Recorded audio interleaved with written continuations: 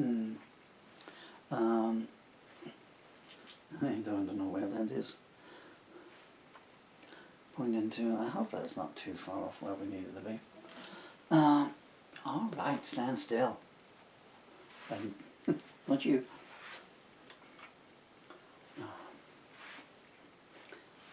He's got, leaning against my walking frame just a second. There's so many birds in the garden. They've all just had about their 28th load of babies, you know, for this year, and they're out there.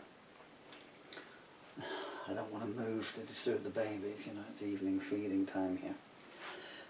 Speaking of babies, Dylan and Emily, hi, it's Daddy. I'm truly sorry the call had to end tonight. I've written a song about it, okay?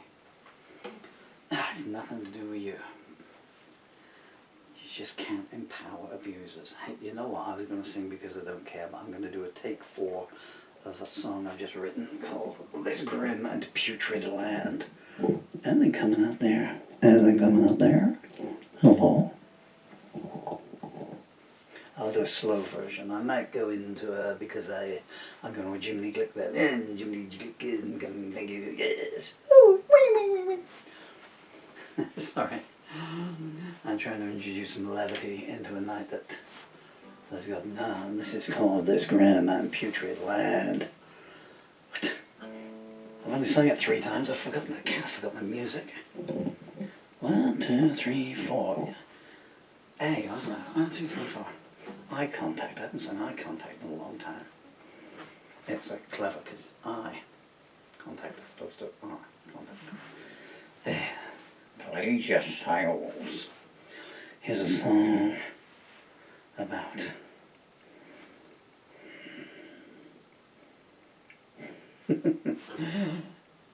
you still hanging on?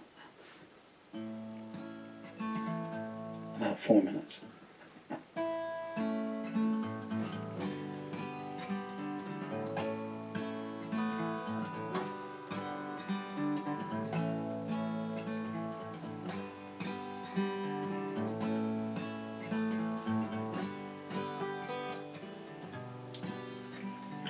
Gather round, people.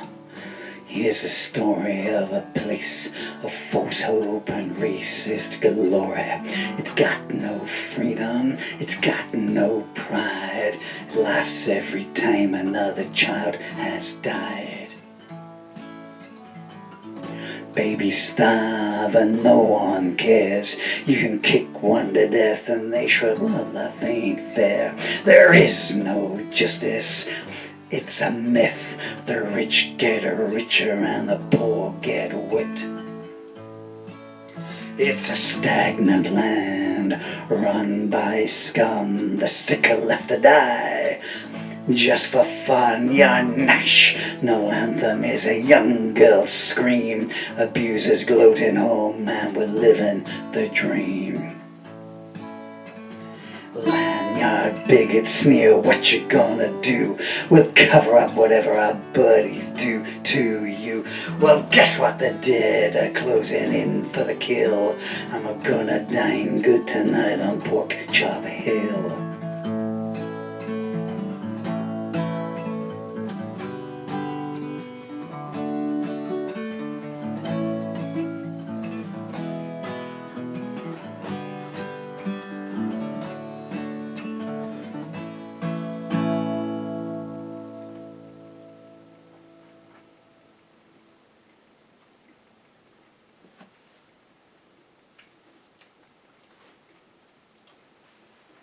That's tonight's new song. It's called This Grim and Putrid Land.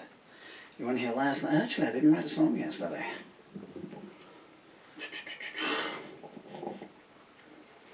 What was it Lamar Fike said about Elvis?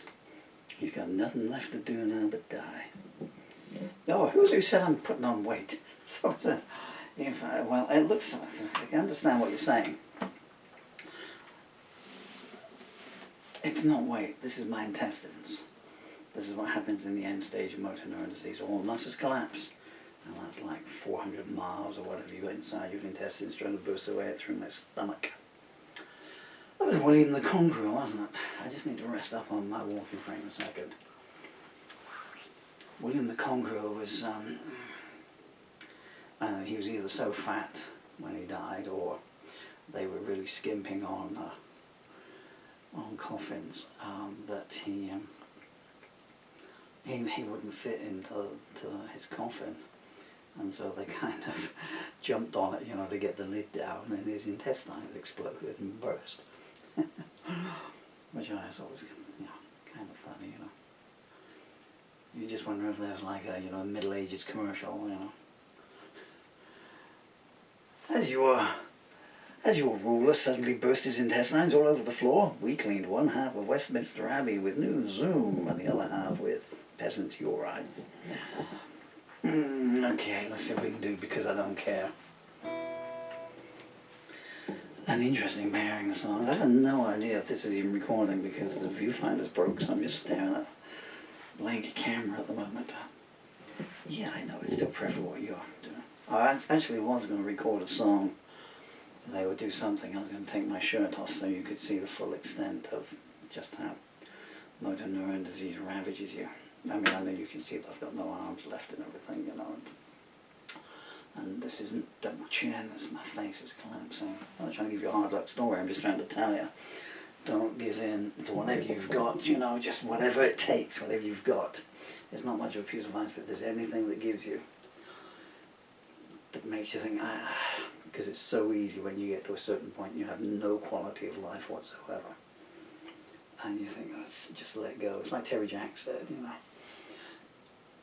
Goodbye, Michelle, it's hard to die when all the birds are singing in the sky. Whatever it takes that makes you realize just that this planet is a truly miraculous place. I mean, the whole thing is one big Garden of Eden, but again, it's just filled with rotten apples and far too many serpents. And all I've got left is music, and it's gradually being, not gradually, rapidly being taken away from me, because I can't really play anymore. It's, you know, that's an approximation of it and stuff, you know. That should have had a B chord transition before you go to the E, but I just can't play that way anymore.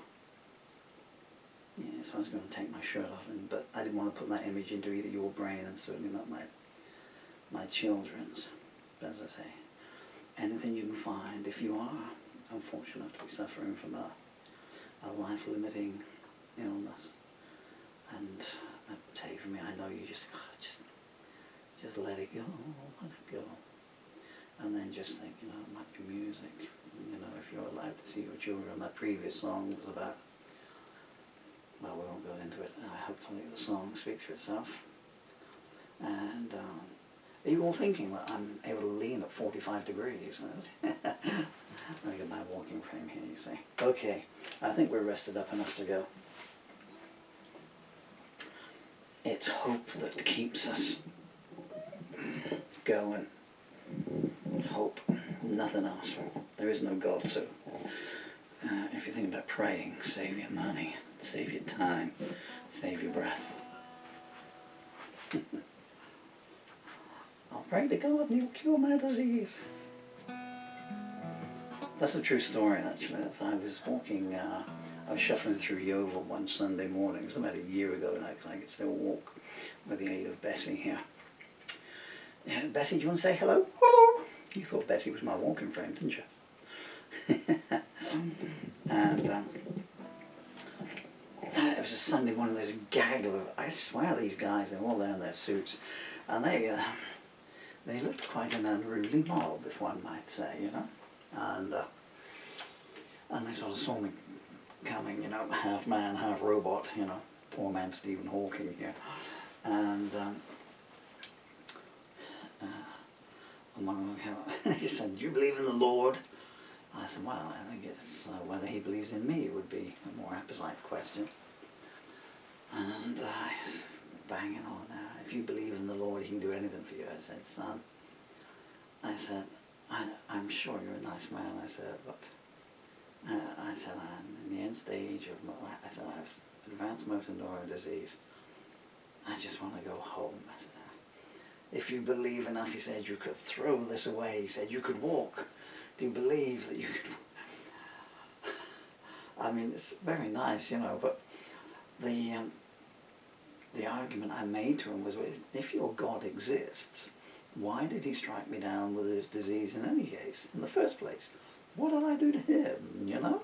He didn't like, he didn't like my songs, you know, he didn't like my hair, you know, so he's got a very nasty, to say nothing of bigoted and prejudiced and pretty warped sense of humour. At the very best, you could say, God, you know, go around picking on innocent people. You shall be paralysed, you shall wither away and all your muscles shall turn to water. And this land over here, you shall have a famine this year. And floods, yeah, we'll have some floods over there. All that he moves in mysterious ways nonsense. You know. I mean, you know, if he moved around on Earth, he'd be sectioned in an instant for what he does.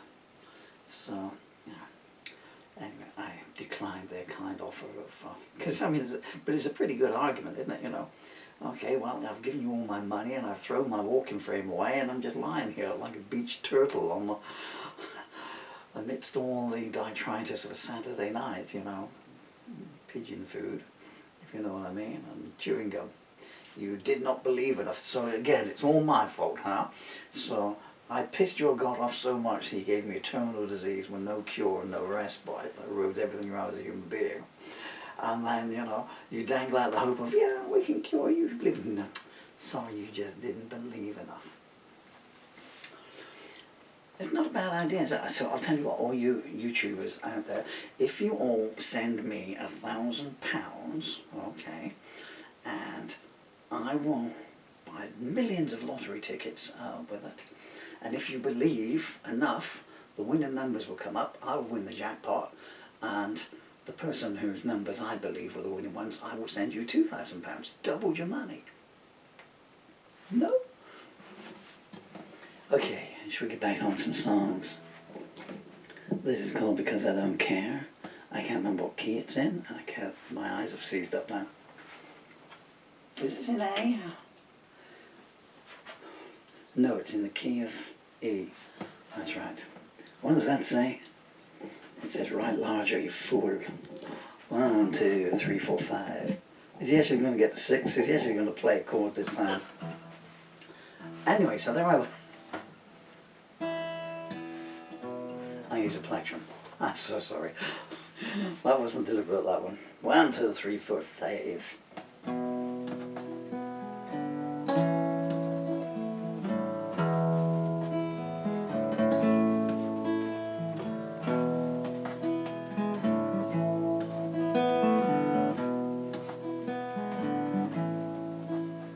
I saw you from a distance, and that was too close. Standing there staring like yesterday's ghost. Not a word to say, and let's keep it that way. You tried to shoot my heart, but your aim went astray. Never met anyone so highly strung. No axeman's blade was as sharp as your tongue. I won't allow you another chance now. Your message said you'd change, but you don't know how. The cupboard's bare, there's nothing there. Don't tell me that you're sorry, because I don't care.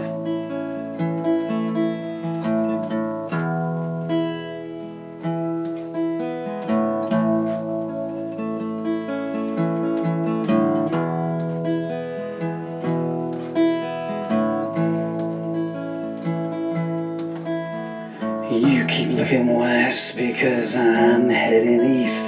You're a vulture of the soul, but you've had your last feast. I'm not one to gloat, but you've missed your boat. I sleep easy now without your hands on my throat. The cupboard's bare, there's nothing there. Don't tell me that you're sorry, because I don't care. The cupboard's bare, there's nothing there. Don't tell me that you're sorry, because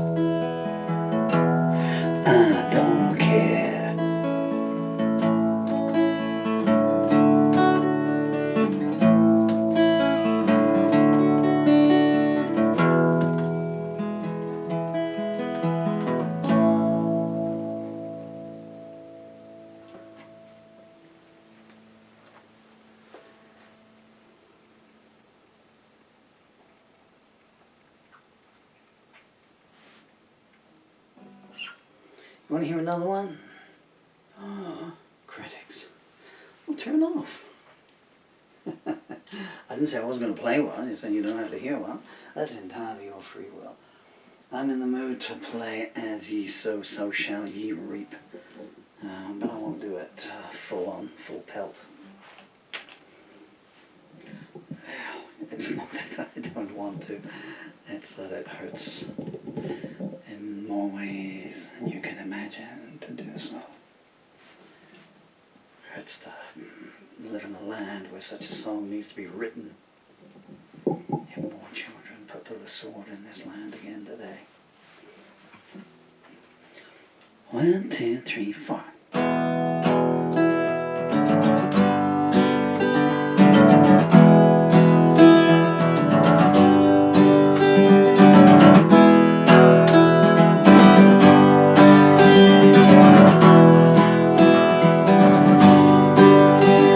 There's something in your soul that makes even the devil shudder.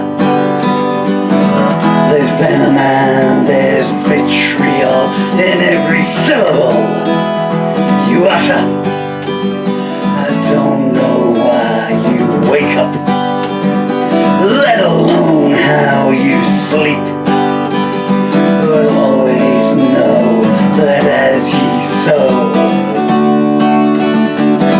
so shall ye reap.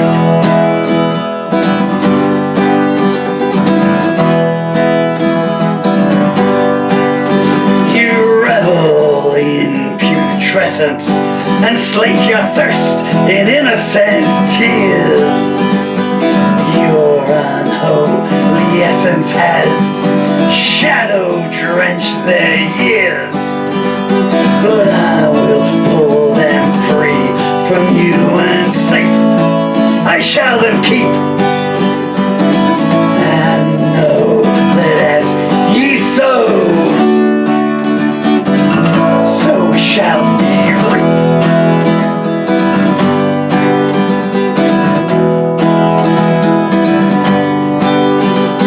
What pure pleasure do you get inflicting pain on all you view? Salome herself would balk at all the twisted things you do. You gloat with arcane eyes as you make my children weep. Remember this though, as ye sow, so shall ye reap.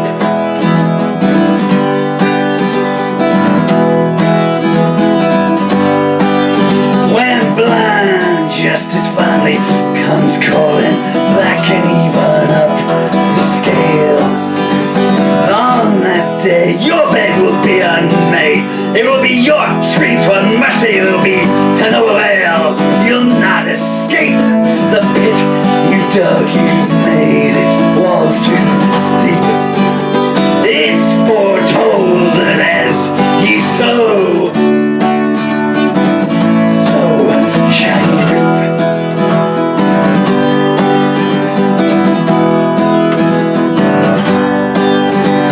Every insult that you hurl, you go below to see them hit. Your skull and crossbow, flag unfurled, your hatred and blows that never quit. Do you think they will forgive you? That you won't know defeat? Naive fool, as ye sow, so shall ye reap.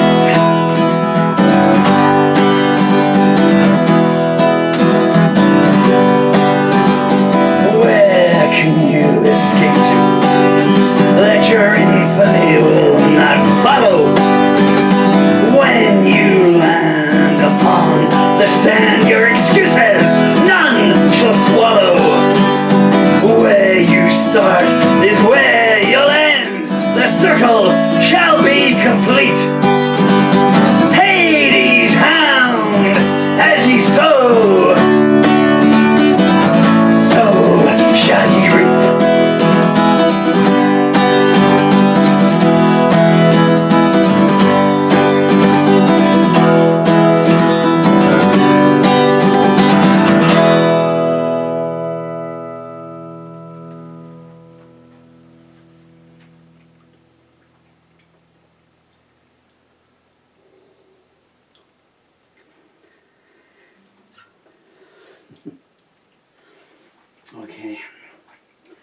ready to close out. I try and do a version of a song. The lyrics to which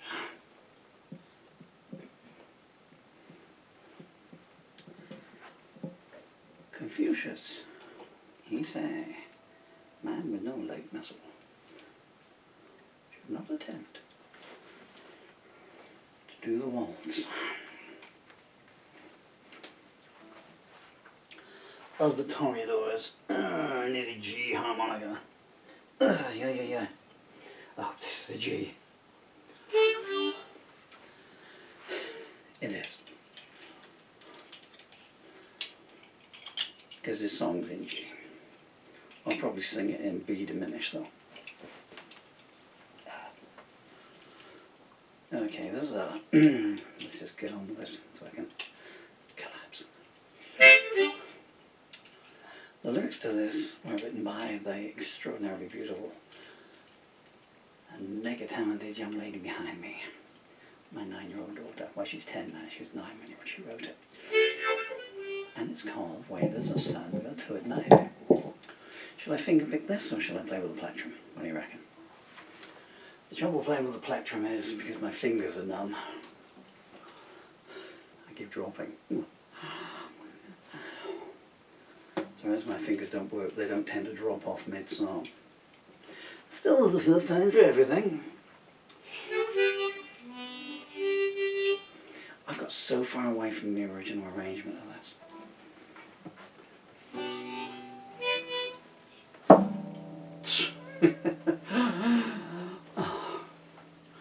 So you never know when the muscles are going to give out, you see.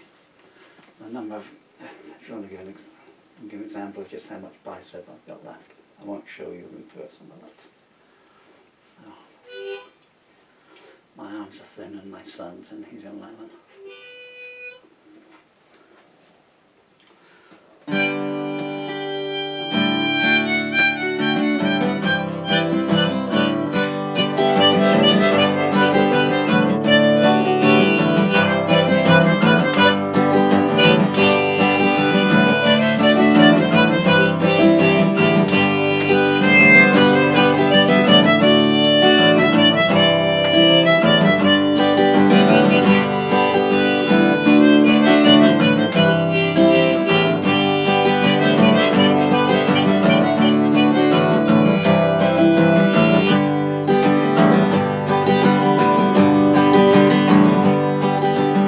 Where does the sun go to at night? I need to know if that's alright. Does it sink into the sky's lake? Well, what kind of mysterious shapes would that make?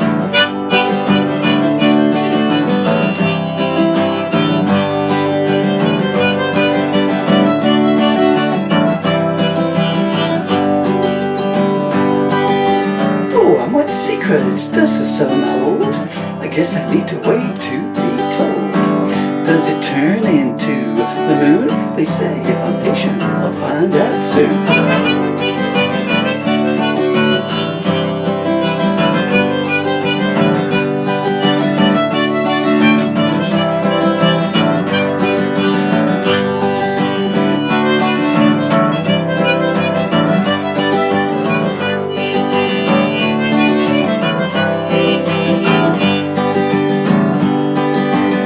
The sun gives us those glowing bright skies, but it's a clever old moon gives us the tides. Where does the sun go to at night? Where does it hide until daylight?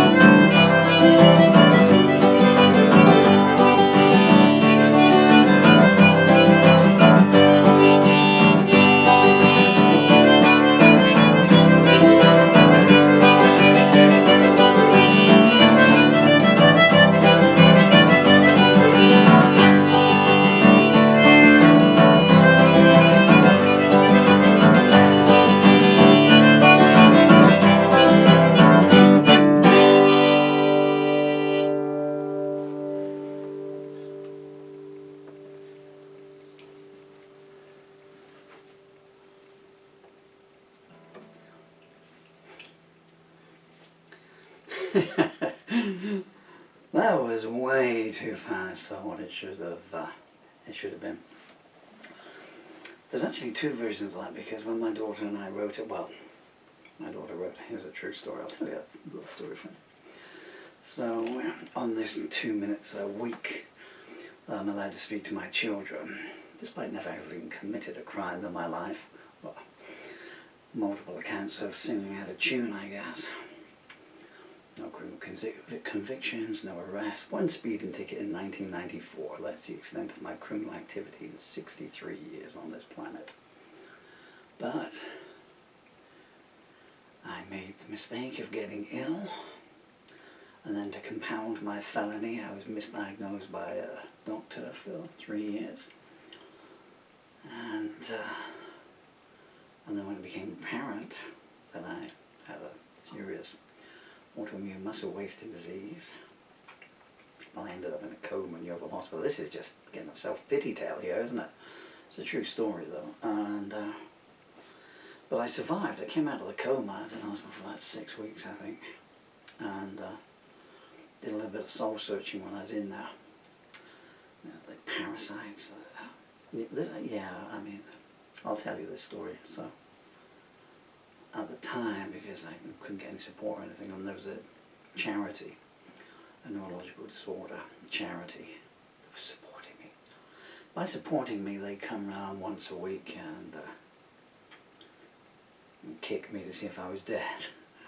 And then they would just wander on. Oh, we'll do your shopping for you. And they'd come out. The occasion I always quote is, I said, I've not been able to move.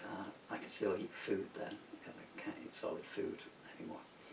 Which is just as well, because when you eat something, there's an encore, and you don't want to know about that. And I said, you give me some biscuits and some tea bags. That was right. Because when I was living off of biscuit soup then. I hope I'm not putting anyone off their meal. I'm certainly putting you off. I was watching YouTube videos, and so I would, just so I could have, you know, some kind of sustenance, I would stick biscuits into a cup of tea and let it turn into a, yeah, it was pretty gross, but you know, at least I had something, you know. I'd seen these biscuits on sale in the supermarket before. It was a multi-pack, 4 different kinds, and own brand, and I knew they were only 60p. The tea bags weren't my normal brand. It was a box of 8, 16, 320. No, sorry, 6, 12, 8, 24, 240.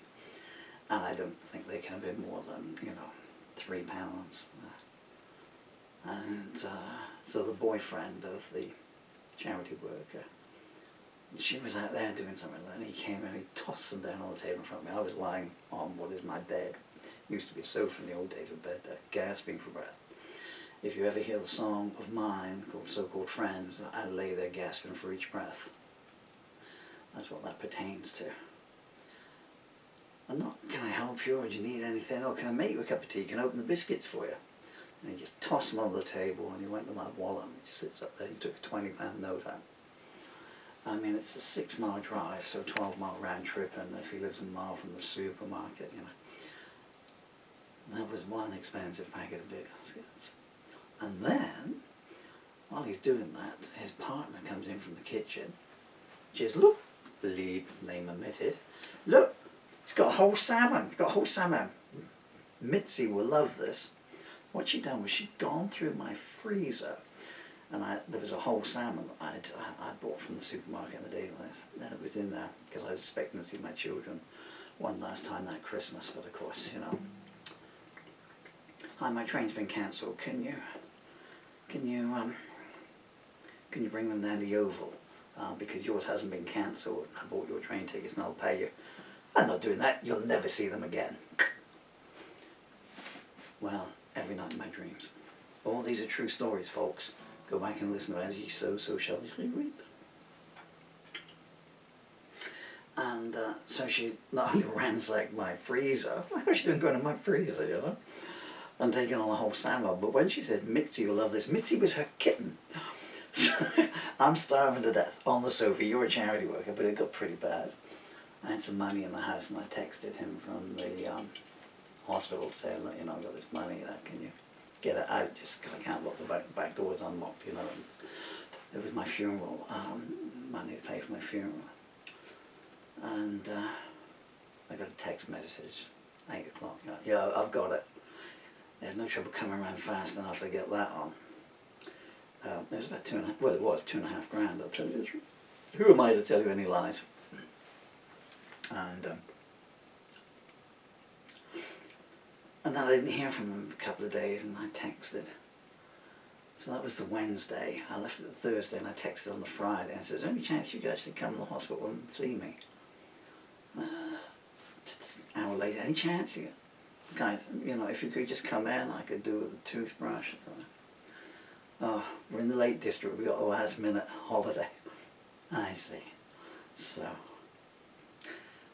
you come round my house and take on a rucksack with $2.5 grand in cash in, and then it took me about 8 months to get it back, and then it was 60. I got a text message saying paid it in the children's account. I know how I got onto this tale.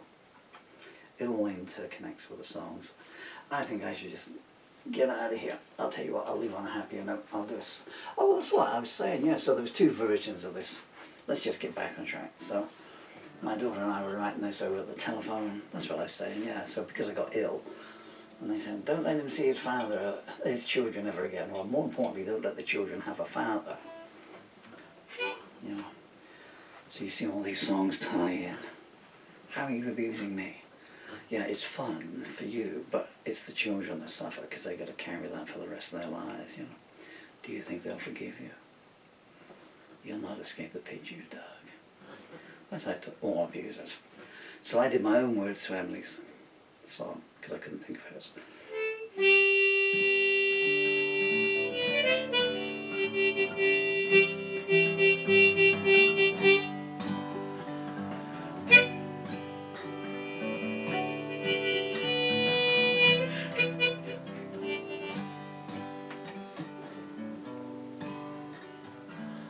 Where does the sun go to at night? Where does it lay its head? Is it like me, sleeping tight, with dreams dancing round my bed?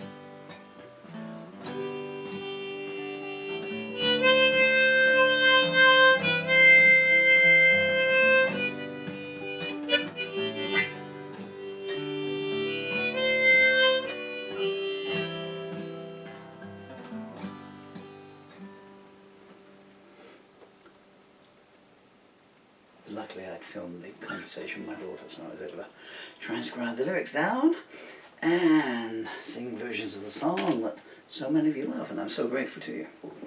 My music is pretty basic. Emily's a talented pianist, guitarist, and all other kinds of things, so I've no doubt one day she'll put music to it.